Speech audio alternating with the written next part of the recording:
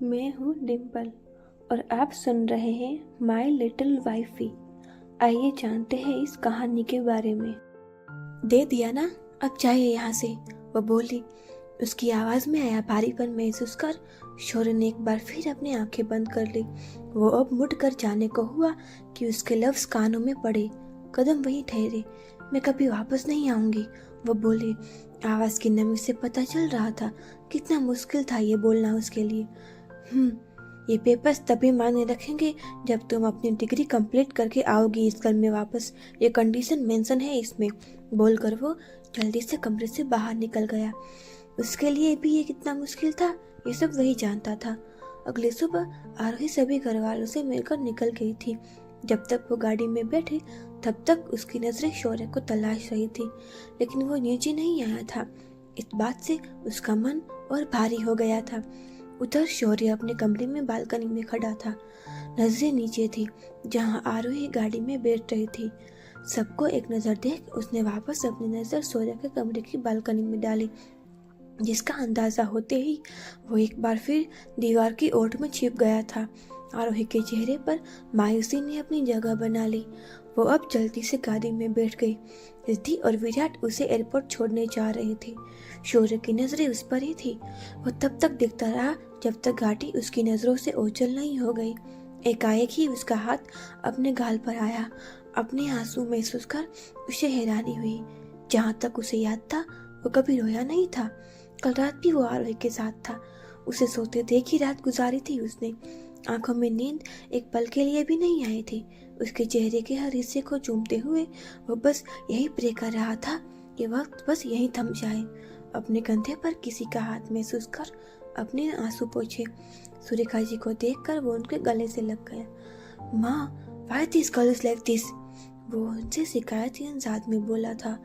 आप भी कुछ कम नहीं है, बोलते हुए उन्होंने उसके सर पर हाथ फेरा। और डाइवोर्स आपकी हिम्मत कैसे हुई? जब वो उनसे अलग हुआ तो वो बोली। इतने दिनों से उसने किसी से सीधे मुंह बात नहीं की थी। वो नकली थे, मैंने खुद ही बनाए थे। बोलते हुए वो सोफे पर रखा अपना वेस्ट कोट उठाकर पहनने लगा। क्या? उनके मुंह से एकाएक ही निकला। फिर क्या? उस बेवकूफ लड़की की जिद की वजह से करना पड़ा। किसी छोटे जिद्दी बच्चे से कम नहीं है क्या आपकी बहू? वो उनके सामने खड़ा होता हुआ बोला। सुरेखा जी अब उसके वेस्ट कोट के बटन बंद करने लगी। वो बेचारी कितनी दुखी होकर गई है। आपने सही नहीं किया है, आपका फैसला कहीं आप पर ही भारी न पड़ जाए। वो कुछ संजीदा लहजे में बोले। माँ, उसकी जिद थी ये, मैं भी नहीं चाहता था कि सब ऐसे हो, लेकिन मुझे पता है मेरा फैसला सही है। आप देखना, जब वो यहाँ से जाएगी अपना वेस्ट वर्जन बनकर वापस आएगी। You will be proud of her, बोलकर वो उनके माथे को चूमकर कमरे से बाहर निकल गया। धीरे धीरे समय बीतने लगा। आरोही वहाँ शटल हो चुकी थी। उसके गए अब महीना हो चुका था। वहाँ के वातावरण में वो खुद को ढाल चुकी थी। इस एक महीने में उसने शौर्य से एक बार भी बात नहीं की थी। बाकी घर वालों से वो रोज फोन पर बात कर लिया करती थी। शौर्य ने भी उसे सामने से कॉल नहीं किया था। जिस बात से वो बहुत ज्यादा नाराज थी। रात के 3 बज रहे थे। शौर्य अपने नाइट वेयर में अपने कमरे में बेड पर लैपटॉप लिए बैठा हुआ था। शायद किसी इंतजार में था। तभी उसके लैपटॉप पर मेल की नोटिफिकेशन आई। उसने जल्दी से वो खोला। आरोही का ईमेल था। मैं जानती हूँ इस वक्त वहाँ रात के 3 बज रहे होंगे, लेकिन आप अब भी उल्लू की तरह जाग रहे होंगे। इतना पढ़ते ही उसके चेहरे पर हल्की सी मुस्कान आई। अपनी बढ़ी हुई दाढ़ी पर हाथ फेरते हुए उसने आगे बढ़ा। लेकिन आपकी ईगो आपको कॉल करने नहीं देगी। हाँ, लेकिन मुझको भी कोई ईगो कम नहीं है।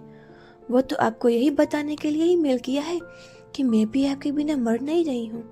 पूरा एक महीना आपके बिना निकाल चुकी हूँ, समझे? और आपको मैं जितनी बेवकूफ लगती हूँ उतनी हूँ नहीं।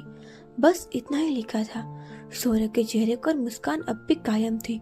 उसने अब लैपटॉप रखा और मुस्कुराते हुए बेड पर लेट गया। बस हर रोज इसी पल का इंतजार रहता था उसे। धीरे धीरे वक्त बीत रहा था। आरोही अपनी पढ़ाई में जी जान से लगी हुई थी। उसका 1 साल पूरा होने को था। आरोही अब भी रोज उसे मेल करती थी। साथ ही उसे रोज ये याद दिलाती थी कि वो उतनी बेवकूफ़ नहीं है जितना वो उसे समझता है। शौर्य की हालत और ज़्यादा बुरी थी। बालों के साथ साथ अब दाढ़ी भी बहुत ज़्यादा बढ़ गई थी। इस 1 साल में वो वापस पहले जैसा खड़ूस बन चुका था। आरोही भी कम नहीं थी। वो एक भी छुट्टी वेकेशन में घर नहीं आई थी, जैसा कि वो बोल कर गई थी। सुरेखा जी हर छुट्टियों में रिद्धि के साथ वहाँ जाती थी। उसके साथ पूरी छुट्टियाँ गुजार कर वो वहाँ से आती थी।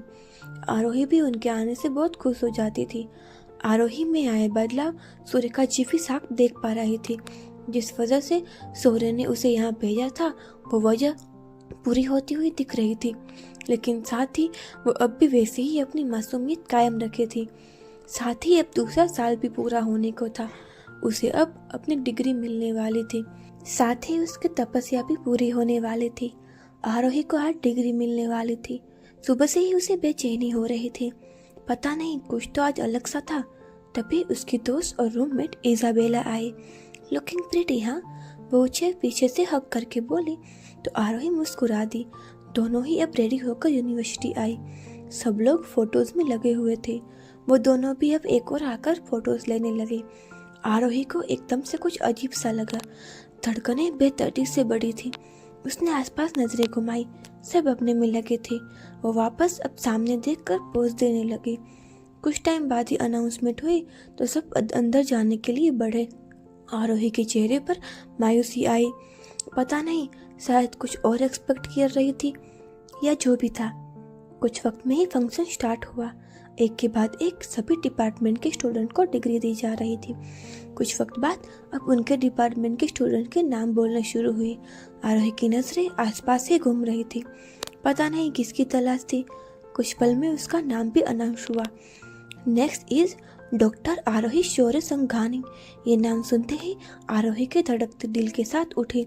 उसके नाम के साथ जिसका नाम जुड़ा था उसी की तलाश थी उसे। वो अब बेचैनी से उठकर स्टेज पर आई। जैसे ही उसे डिग्री दी गई सबने तालियां बजाई। साथ ही ऑडियंस में बैठी एक जोड़ी आंखें भी बरसी थी। आरोही की नजरें जब उस पर पड़ी तो उसकी आंखें पनेली हुई थी। वो अब चलते थे स्टेज से उतरकर ऑडिटोरियम से बाहर निकल गई। फुटबॉल मैदान में खड़ी वो एक टक हाथ में पकड़ी अपनी डिग्री को देख रही थी। वो जानती थी इसके लिए उसने कितनी मेहनत की थी, कितने सेक्रीफाइस किए थे, कितना कुछ छोड़ा था उसने। तभी धड़कनें एक बार फिर से तेज हुई। वो तुरंत ही पीछे मुड़ी। सामने से वो चला आ रहा था। दाढ़ी पहले से ज्यादा बढ़ चुकी थी। चेहरे पर छाई संजीदगी कुछ अलग सी थी।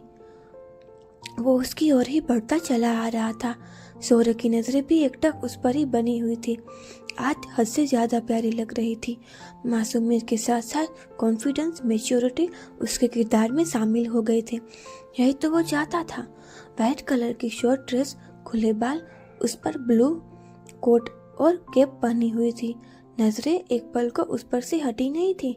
दोनों की नजरें एक दूसरे पर ही थी। धड़कनें बेतहासा धड़क उठी थी। अगले ही पल जो हुआ वो देख शौर्य के कदम ठहरे। कोई सुनहरे बालों वाला लड़का आया और आरोही की गोद में उठाकर गोल गोल घुमाने लगा। Arohi, finally we did it, वो बोला। Jack, what are you doing? Put me down, वो बोली। तो कुछ पल बाद जैक ने उसे नीचे उतारा। वो जल्दी ही उस दिशा में बढ़ी जहाँ शौर्य था, लेकिन वो तो कहीं दिख ही नहीं रहा था। आरोही के दिल ने कुछ बीट्स मिस की। क्या वो कुछ गलत सोचकर वहां से चला गया था? वो अब जल्दी से उस ओर आई, शौर्य को ढूंढने लगी। बहुत देर तक उसने उसे ढूंढा, लेकिन वो कहीं नहीं मिला। एक जगह पर आकर वो रुकी। अपने हाथ घुटनों पर टिकाकर वो जल्दी जल्दी सांसें ले रही थी। कब से वो उसे ढूंढने के लिए इधर उधर भाग रही थी, लेकिन वो कहीं नहीं मिला था। उसकी आंखों की नमी जो उसने कब से रोक कर रखी थी वो गालों पर आई। तभी किसी ने उसके कंधों पर हाथ रखा। वो मुड़ी। आरोही, why have you been running here and there for so long? Who are you looking for? Jack, जो कब से उसके पीछे पीछे घूम रहा था, वो बोला। आरोही के चेहरे पर मायूसी छाई। नो वन, उसने जवाब दिया। कुछ देर बाद वो अपनी हॉस्टल वापस आई। चेहरे पर मायूसी, दुख दिख रहा था। वो जैसे ही जैक की बाइक से उतरी उसे बाय बोलकर वो चला गया था। जैसे ही आगे बढ़ी, नजरें सामने खड़े शौर्य पर गई, जो उसे ही देख रहा था। उसे देखकर आरोही के चेहरे के भाव बदले। वो तेज कदमों से उसके पास आई, उसके सामने खड़ी हुई। उसे समझ नहीं आ रहा था कैसे रिएक्ट करे। हाथ एक पल को उसे हक करने के लिए उठे, लेकिन नजरें जैसे ही उसके भावहीन चेहरे पर गई, हाथ अपने आप रुक गई। जो देख शौर्य के चेहरे पर अजीब सी मुस्कान आई। उसे हक करने के लिए भी वो इतना सोच रही थी। क्या इतना बेगाना हो गया था वो उसके लिए? आरोही उसकी आंखों में देख रही थी। उसकी बड़ी दाढ़ी, बाल जो पहले ही लंबे हुआ करते थे, वो और बढ़ चुके थे। आंखों में छाया अजीब सा खालीपन।